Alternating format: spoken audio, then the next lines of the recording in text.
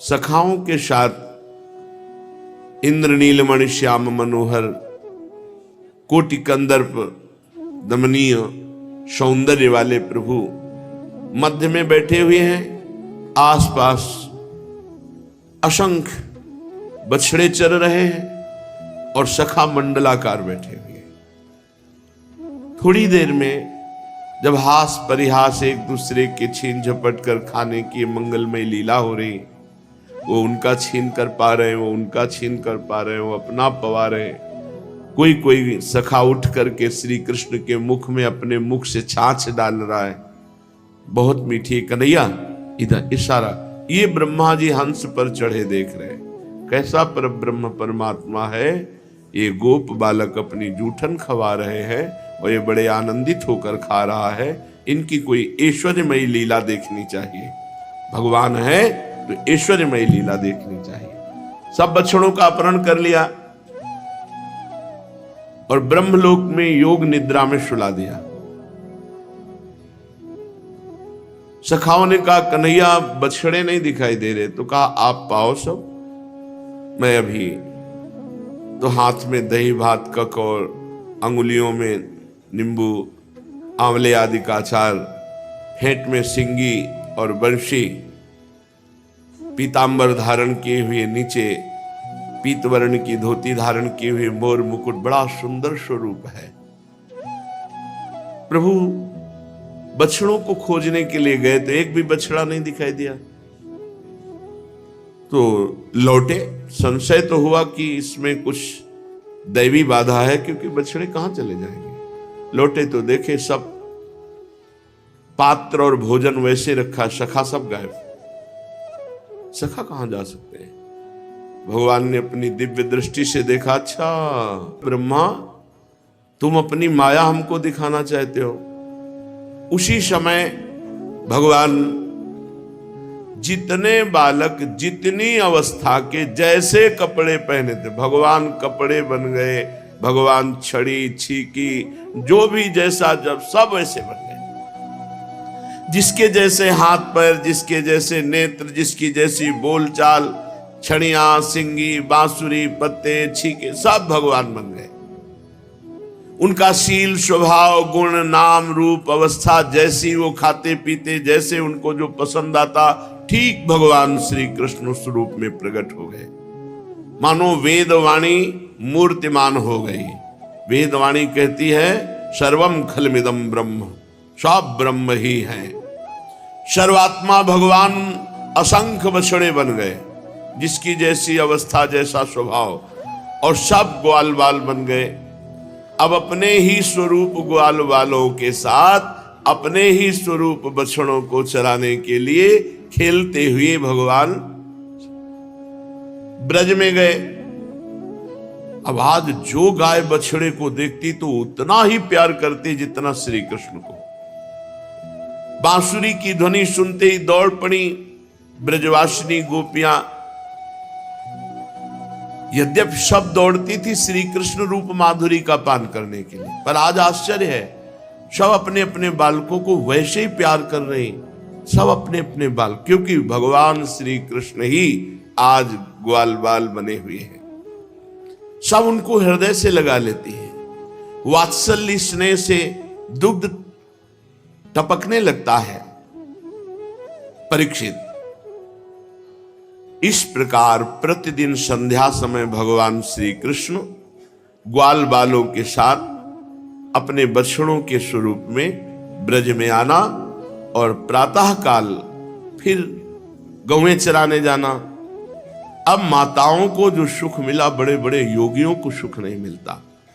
वो सखा बने हुए सच्चिदानंद भगवान श्री कृष्ण को उपटन लगाती हैं, नहलाती हैं, चंदन का लेप करती हैं, अच्छे अच्छे वस्त्र और दोनों भौहों के बीच में ढीठ से बचाने के लिए काजल का ढिठोना लगा देती हैं, सुंदर सुंदर भोजन कराती हैं, बड़ा लाड़ प्यार करती। जो यशोदा मैया को सुख, वही हर गोपी को सुख मिल रहा है। ग्वालिनों के समान गौएं बड़े बड़े गोप चराने जाते थे। बछड़े प्रभु अपने उम्र के सखाओं के साथ चराने जाते। जब बछड़े आते तो हुंकार करके गौएं दौड़ पड़ती और बछड़ों को चाटती, क्योंकि श्री कृष्ण बछड़े बने हुए हैं। स्नेह की अधिकता से उनके दूध टपकने लगते, बछड़े पान करने लगते। हर गाय को वो सुख मिल रहा है जो यशोदा मैया को। भगवान अपने मुख से गौ का दुग्ध पी रहे, बछड़ा बने हुए। किसी को यह पता नहीं कि गौओं का जो श्री कृष्ण के प्रति प्रेम था वो बछड़े के प्रति है, गोपियों का जो श्री कृष्ण के प्रति प्रेम है वो अपने पुत्रों के प्रति है। क्यों? क्योंकि स्वयं भगवान बने हुए हैं। अपने अपने बालकों के प्रति ब्रजवासियों का प्रेम प्रतिदिन बढ़ता गया। 1 वर्ष व्यतीत हो गए। श्री कृष्ण का जैसा प्रेम ब्रजवासियों में था वैसा ही बछड़े और ग्वाल वालों से है, क्योंकि सर्वात्मा भगवान स्वयं बछड़े बने हुए हैं, स्वयं ग्वाल बाल बने हुए हैं। जब 1 वर्ष पूरा होने में 5-6 रातें शेष थी तो बलराम जी ने देखा ये क्या, समस्त ब्रजवासियों का प्रेम जैसा श्री कृष्ण के प्रति वैसा ही बछड़ों के प्रति और सखाओं के प्रति। गौएं गोवर्धन की चोटी में घास चल रही थी, जो ही पास देखा नीचे की बछड़े आ रहे, रभाती हुई वात्सल्य में भरी हुई दौड़ी। गोपों ने, बड़े बड़े गोपों ने उनके मार्ग को रोका, लेकिन वो नहीं रुक सके। हुंकार करती हुई, दूध बहाती हुई, गर्दनें सिकोड़ करके, पूंछ उठा करके भागती हुई बछड़ों के पास आई और चाटने लगी, दुग्ध पिलाने लगी। गोपों ने उन्हें रोकने की चेष्टा की, पर एक उनकी ना चली। उनको बड़ा आश्चर्य हुआ कि ऐसा कभी नहीं हुआ, गायें हमारी आवाज पर रुक जाती थी, आज रोकने की चेष्टा की नहीं रुकी। अब बछड़ों में तो वो आसक्त हो गई गाय, और जब ब्रजवासी बूढ़े गोपों ने देखा बालकों को तो वैसे ही आसक्ति उनकी। वो उनको गले लगाकर ऐसा लग रहा है जैसे बहुत दिनों से मिले नहीं। कोई गोद में उठा रहा है अपने बालक को, मस्तक सूंघ रहा है, कोई हृदय से लगा रहा है, सब आनंद विह्वल। बलराम जी ये देखकर आश्चर्यचकित हो गए, क्या रहस्य है? ब्रजवासी गोप गौएं ग्वालिनों का इनकी संतान पर, जिन्होंने दूध पीना छोड़ दिया, ऐसे बालकों पर भी इतना वात्सल्य? कैसी विचित्र बात है। सर्वात्मा भगवान श्री कृष्ण में जैसा ब्रजवासियों का प्रेम है वैसा बछड़ा और सखाओं के प्रति भी। ये क्या है? किसी की माया है क्या? ये कोई देवता की माया है? नहीं नहीं, मेरे श्री कृष्ण के सामने किसी देवता की या असुरों की माया तो चल ही नहीं सकती। बलराम जी ने अपनी ज्ञान दृष्टि का प्रयोग किया, देखा साक्षात श्री कृष्ण परब्रह्म परमात्मा बछड़े बने हुए हैं और सखा बने हुए। ये तो सब श्री कृष्ण ही श्री कृष्ण है। वस्त्र, छीका, छड़ी, बंसी, सिंगी, सखा, बछड़े, सब श्री कृष्ण। ओहो, भिन्न भिन्न रूपों में केवल एक परमात्मा। क्या बात है। श्री कृष्ण बालक तो बने हुए हैं, उनके वस्त्र भी बने हुए हैं, सिंगी, रस्सी, सब। बलराम जी ने ये क्यों ऐसा प्रभु ने किया? ध्यान से देखा, अच्छा ब्रह्मा जी ने बछड़ों को और गायों को हरण कर लिया। ये बात बलराम जी जान गए। इतने में ब्रह्मा जी ब्रह्मलोक से लौट करके आए कि अब देखें श्री कृष्ण की क्या दशा है बछड़े और सखाना होने पर। ब्रह्मलोक के कालमान से एक त्रुटि हुई थी और यहां का 1 वर्ष हो गया था। त्रुटि कहते हैं कमल को लेकर ऐसे छेदो, उतने समय को त्रुटि कहते हैं। इस त्रुटि में ब्रह्मलोक में जो समय लगा, यहां मृत्यु लोक का 1 वर्ष व्यतीत हो गया। आके देखा तो वैसे ही फिर भोजन लीला हो रही है, सखाओं के साथ हंसी खेल, और वैसे ही बछड़े चल रहे। ब्रह्मा जी ने सोचा कि बछड़ों को और सखाओं को तो मैंने ब्रह्मलोक में योग निद्रा में सुला दिया, फिर ये कौन है? शायद उन बछड़ों को प्रभु और सखाओं को ले आए हो। फिर ब्रह्मलोक गए, देखा वहां सो रहे बछड़े और सखा भगवान की योग निद्रा। फिर वृंदावन आए, देखा वैसे ही खेल रहे हैं। बहुत बार ऐसा किया, अचेत होने लगे, ब्रह्मा जी की बुद्धि काम नहीं करी। मेरी माया से मोहित ग्वाल बाल और बछड़े जब ब्रह्मलोक में है तो ये कौन है? 1 साल से भगवान किनके साथ खेल रहे हैं? ब्रह्मा जी ने दोनों स्थानों पर दोनों को देखा और अपनी ज्ञान दृष्टि से देखना चाहा, पर देखने की सामर्थ्य तो श्री कृष्ण देते हैं। कौन बालक सही है, कौन माया के द्वारा रचे गए हैं, निर्णय ही नहीं कर पाए। मुग्ध हो गए, भगवान श्री कृष्ण की माया से मोहित हो गए। पर कोई भी माया भगवान श्री कृष्ण का स्पर्श नहीं कर सकती। ब्रह्मा जी बेटा है ना, भगवान के नाभि कमल से प्रकट हुए, चले थे अपने पिता श्री कृष्ण को अपनी माया से मोहित करने के लिए, किंतु मोहित करना तो दूर रहा, अजन्मा होने पर वो खुद मोहित हो गए। निर्णय नहीं कर पा रहे कि ये ब्रज में जो बालक और सखा हैं ये सही है या ब्रह्मलोक के। जिस प्रकार रात के घोर अंधकार में कोहरे के अंधकार का कोई प्रभाव नहीं होता, जिस प्रकार दिन के प्रकाश में जुगनू के प्रकाश का कोई प्रभाव नहीं होता, ऐसे ही क्षुद्र पुरुष की माया महापुरुष के ऊपर कोई प्रभाव नहीं डाल सकती। फिर भगवान तो महापुरुषों को प्रकट करने वाले हैं, वो अपना प्रभाव खो बैठे। ब्रह्मा जी विचार कर ही रहे थे, आकाश में की दृष्टि डाली पुनः तो देखा जितने बछड़े सब सजल नील, जैसे मेघ नवीन ऐसी श्याम कांति, ललित त्रिभंगी मुरलीधर, असंख्य मुरलीधर बछड़े बने हुए, सखा बने हुए हैं श्री कृष्ण।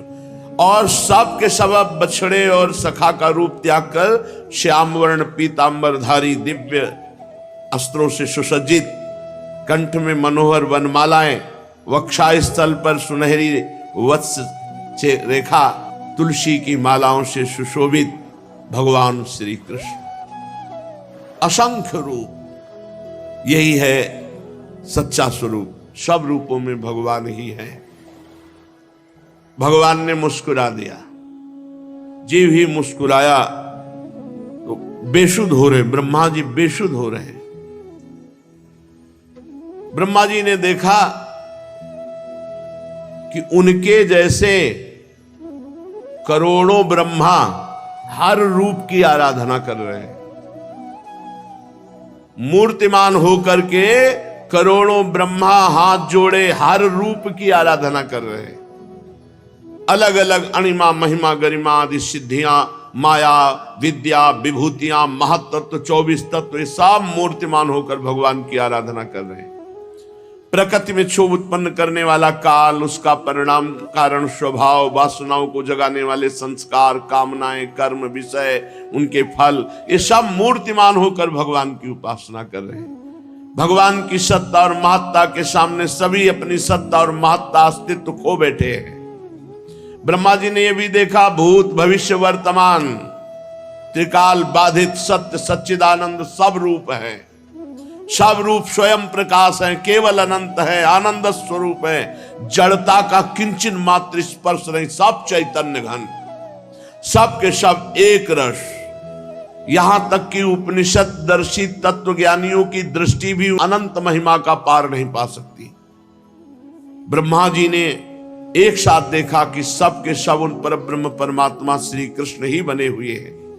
फिर देखा चराचर जगत श्री कृष्ण बने हुए हैं। ये अत्यंत आश्चर्यमय दृश्य देखकर ब्रह्मा जी चकित रह गए। 5 कर्मेंद्रियां, 5 ज्ञानेंद्रियां और एक मन, ये क्षुब्ध बेहोश होने लगे। ब्रह्मा जी निस्तेज हो गए, मौन हो गए, स्तब्ध खड़े हो गए। ऐसा लगा कि ब्रज में, आकाश में ब्रज के अधिष्ठात्र देवता ने एक पुतली खड़ी कर दी हो। 4 मुख वाले ब्रह्मा ऐसे स्तब्ध, चेतना रहित। परीक्षित, भगवान का स्वरूप तर्क से परे है, भगवान की महिमा असाधारण है। भगवान स्वयं प्रकाश आनंद स्वरूप माया से अतीत हैं। वेदांत भी साक्षात रूप से उनका वर्णन करने में असमर्थ है। इसलिए उससे भिन्न का निषेध करके आनंद स्वरूप ब्रह्म का संकेत किया गया है। यद्यपि ब्रह्मा जी समस्त विद्याओं के अधिपति हैं, तथापि भगवान के दिव्य स्वरूप को तनिक भी वो न सह सके, यहां तक कि उनकी महिमा के रूपों को देखने में भी असमर्थ हो गए, आंखें मूंद ली। जब भगवान ने देखा कि ब्रह्मा जी असमर्थ होकर मूर्छित होकर गिरने वाले हैं, तो माया हटा दी। अब ब्रह्मा जी को फिर चेतना आई, मानो मरकर फिर जी उठे हो। सचेत हुए, बड़े कष्ट से नेत्र खोले, तो उन्हें अपना ब्रह्मा शरीर दिखाई दिया। और जब चारों ओर देखने लगे तो पहले जैसा वही दिव्य वृंदावन, बड़ा मनोहर वृंदावन, वृंदावन एक जैसा, एक रस, जिधर देखो उधर जीवों को परमानंद प्रदान करने वाले पुष्पों से लदे हुए, लहराते हुए हरे हरे पत्ते, सुंदर सुंदर रसीले फल। भगवान श्री कृष्ण की ये लीला भूमि है। बहुत जोर की बात है, कह रहे भगवान श्री कृष्ण की ये लीला भूमि है, इसलिए इसमें काम, क्रोध, लोभ, मोह, मद, तृष्णा, ये दोष ज्यादा प्रभाव नहीं डाल सकते। यदि आप ठीक से रहोगे तो यहां ऐसा प्रभाव नहीं जैसा जगत में है। यहां के पशु पक्षियों में भी प्रेम भरा हुआ है। ब्रह्मा जी ने वृंदावन का दर्शन किया और देखा कि परब्रह्म परमात्मा गोप बालक का नाट्य कर रहा है। एक होने पर भी वो सखाओं के साथ खेल रहा है, अनंत होने पर भी इधर उधर घूम रहा है, ज्ञान अगाध अबाध होने पर भी वो बछड़ों और सखाओं को खोज रहा है। जैसा 1 वर्ष पहले देखा था हाथ में दही भात का कौर, वैसे ही भगवान को देखा। ब्रह्मा जी हंस से भूमि पर आए और भूमि पर कूद पड़े और तेजोमय अपने चारों मस्तकों को भगवान श्री कृष्ण के चरणों में गिर पड़े। भगवान के चरण कमलों का स्पर्श किया, नमस्कार किया, आनंद से अश्रु प्रवाह होने लगा। भगवान श्री कृष्ण की देखी हुई महिमा का बार बार स्मरण करते हुए बार बार खड़े होते और बार बार चरणों में गिर पड़ते। बहुत देर तक भगवान के चरणों में पड़े रहे। फिर धीरे धीरे उठे, नेत्रों से आंसू पोछे और मुक्तिदाता भगवान श्री कृष्ण के सामने कांपते हुए अंजलि बांधकर बड़ी नम्रता, एकाग्रता, गदगद वाणी से भगवान की स्तुति करने लगे। ब्रह्मा जी चरणों में लौटकर हाथ जोड़कर गदगद वाणी से कांप रहे हैं। ब्रह्मा जी कृतांजलि प्रशयवान समाहिता शवे पथुर गदगद यईल तेलया, कंपायमान होकर हाथ ब्रह्मा कांप रहे हैं। हे प्रभु, एकमात्र आप ही स्तुति करने योग्य हो। मैं आपके सांवले चरणों में बार बार नमस्कार करता हूं।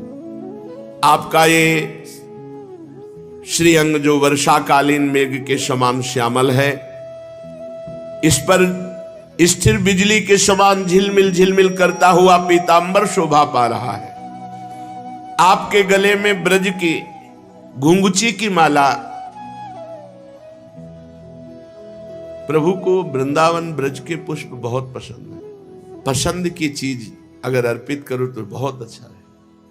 उतना प्रभु बाहर के पुष्पों से प्रसन्न नहीं होते जितना वृंदावन के गुंजावतंस परिपिच्छल सन्मुखाय। यहाँ के हम कह रहे हैं आपका फ्लैट है तो आप बालकनी में 2-3 गमले लगा लीजिए। हर श्रृंगार है, राय बेल, छोटे छोटे पौधे, उनमें 4 पुष्प बहुत है अपने प्रियालाल के लिए। अगर आपके पास 200 गज जगह, 50 गज जगह में लताएं लगा दीजिए और उनका एक नवीन पत्ता, 2-3 पुष्प ऐसे प्रभु को अर्पित करोगे, बहुत है। प्रभु ब्रज के पुष्पों की घुंघुची की माला, गुंजावतंश, कानों में मकराकृत कुंडल, सिर पर मोर पंख का मुकुट, इन सब की कांति से आपके मुख पर अनोखी छटा छिटक रही है। वक्षास्थल पर लटकती हुई मनमाला, नन्ही सी हथेली पर दही भात का कौर, बगल में बेत और सिंगी, कमर की फेट में आपकी पहचान बताने वाली बांसुरी शोभा पा रही है। आपके कमल से सुकोमल परम सुकुमार चरण और यह गोपाल बालक का सुमधुर वेश।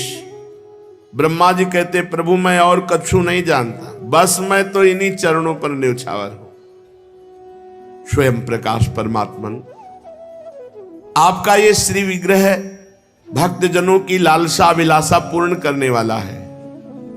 यह आपकी चिन्मयी इच्छा का मूर्तिमान स्वरूप मुझ पर आपका साक्षात कृपा प्रसाद है। मुझे अनुग्रहित करने के लिए आपने ये लीला की है। मुझे अनुग्रहित, मुझ पर कृपा करनी। कौन कहता है कि ये पंचभूतों की रचना है? पंचभूतों की रचना मैं करता हूं, मैं जानता हूं। ये अपराकृत शुद्ध सत्वमय सच्चिदानंदमय स्वरूप है आपका। मैं या बड़े से बड़ा कोई योगी समाधि लगाकर भी इस आपके सच्चिदानंद विग्रह की महिमा को नहीं जान सकता। फिर आत्मा आनंद अनुभव स्वरूप साक्षात आपकी महिमा को कोई एकाग्र मन से भी कैसे जान सकता है?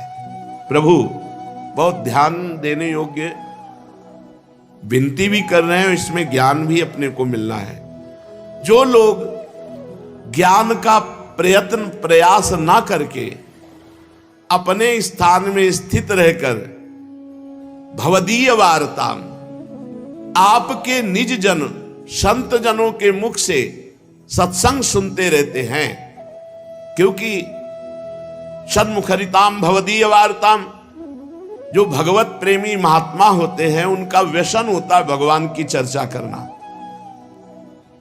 और उनके पास जो रहते हैं वो ना सुनना चाहे तो भी सुनने को मिलता है भगवान की वार्ता।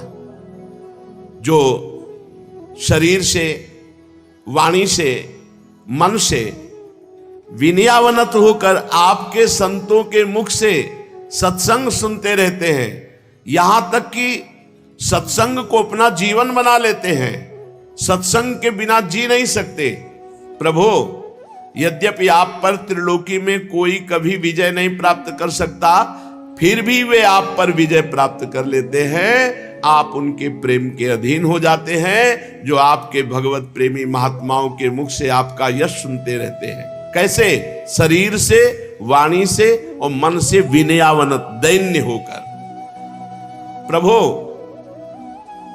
जो सब सुख प्रदान करने वाली आपकी भक्ति है, कल्याण का मूल स्रोत है, आनंद का उद्गम स्थान है, जो आपकी भक्ति छोड़कर ज्ञान प्राप्ति के लिए श्रम उठाते हैं, दुख भोगते हैं, उनको बस क्लेश ही क्लेश हाथ लगता है और कुछ नहीं। जैसे थोथी भूसी कूटने वाले को केवल श्रम ही मिलता, चावल नहीं। प्रभु मैंने देखा है इस लोक में पहले बहुत से योगी हो गए, और जब योग आदि के द्वारा उनको परमानंद की प्राप्ति नहीं हुई, तब उन्होंने अपने लौकिक और वैदिक समस्त कर्म आपके चरणों में समर्पित कर दिए।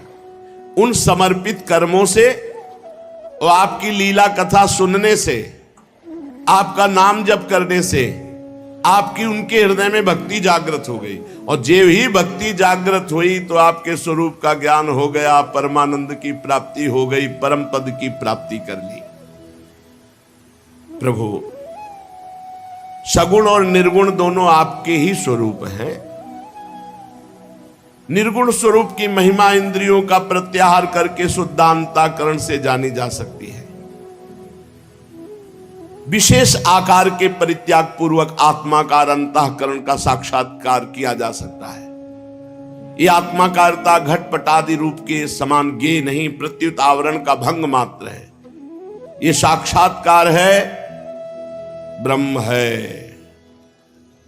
मैं ब्रह्म को जानता हूं इस प्रकार नहीं, किंतु स्वयं ब्रह्म है, निर्गुण निराकार।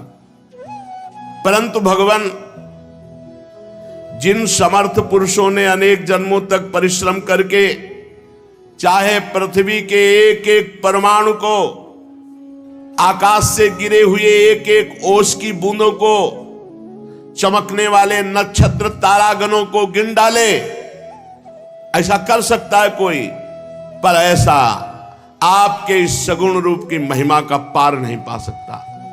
प्रभु आप केवल संसार के परम कल्याण के लिए अवतीर्ण हुए हैं। शो भगवान, आपकी महिमा का ज्ञान तो बड़ा ही कठिन है। बोले जीवे तयो मुक्ति पदे सदाय भाग, जीते हुए वो मुक्ति पद को प्राप्त हो गया। मुक्ति पद, बस यही है समझने का विषय। हर समय नाम जप करो और हर समय मेरे ऊपर प्रभु की बड़ी कृपा। कोई मार दिया, कोई गिर गए। हमने एक संत को देखा कि वो सीढ़ी से कई सीढ़ी नीचे गिरा, दौड़ के गए, उनको उठाया गंगा के किनारे की बात है। वो बड़ी कृपा, निपट गए, बड़ी कृपा। हमका क्या निपट गए महाराज? बोले प्रारब्ध था, निपट गया, बड़ी कृपा। हर समय कृपा का अनुभव करना, ये बात तत्तेनुकंपाम सुषमीक्षमाणो, हर समय भगवान की कृपा का अनुभव। और भुंजाने आत्मकृतम विपाकम, हर कष्ट को, हर सुख को गंभीरता से सह जाओ, ना अभिमान आने पावे और ना व्यथा आने पावे, और हृदय से, वाणी से, तन से पुलकित होकर भगवान के चरणों में अपने आप को बार बार समर्पित करता रहे। प्रभु मैं आपका हूं, प्रभु मैं आपका हूं। तो बोले वो इसी जीवन में परम पद का अधिकारी हो गया।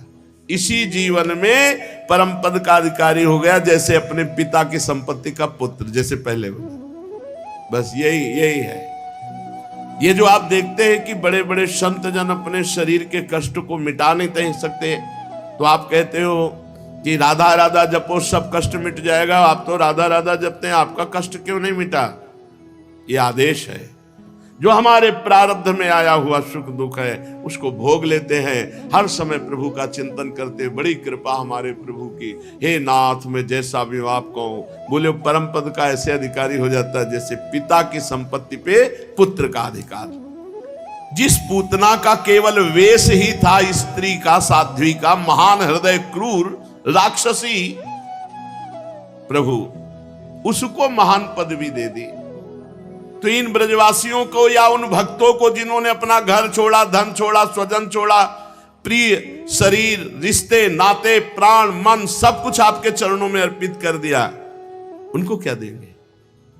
ये परम पद तो उनको दे दिया जो जहर पिलाने आए थे, जो मारने आए थे। बात समझो। जिन्होंने अपना घर परिवार सब सुख छोड़कर भगवान के नाम रूप लीला धाम में, भगवान उनकी ऋणी रहते हैं। सच्चिदानंद श्याम सुंदर ये राग द्वेष आदि द्वेष चोरों के समान सर्वस्व अपहरण करते रहते हैं। तभी तक ये घर और घर के रिश्ते नातेदार तभी तक कैद की तरह बंधनों में रखते हैं जब तक जीव आपका भक्त नहीं बन जाता, आपका नहीं हो जाता। तब तक घर के संबंधी रिश्ते नाते एक कैद की तरह बंधन में रखते हैं। तब तक मोह पैर की बेड़ियों की तरह जकड़े रखता है जब तक जीव आपका भक्त नहीं बन जाता।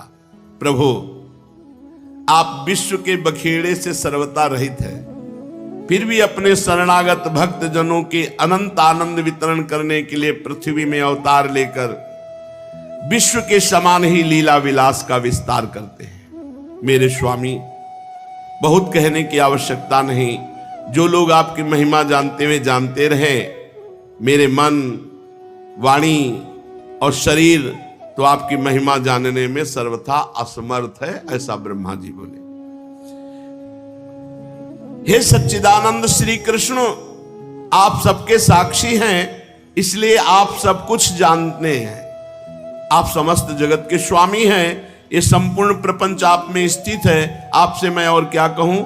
बस एक बात कहता हूं, आप मुझे स्वीकार कर लो और मुझे अपने लोक में जाने की आज्ञा दीजिए। सबके मन प्राण को अपनी रूप माधुर्य से आकर्षित करने वाले श्याम सुंदर, आप यदुवंश रूपी कमल को विकसित करने वाले सूर्य हैं।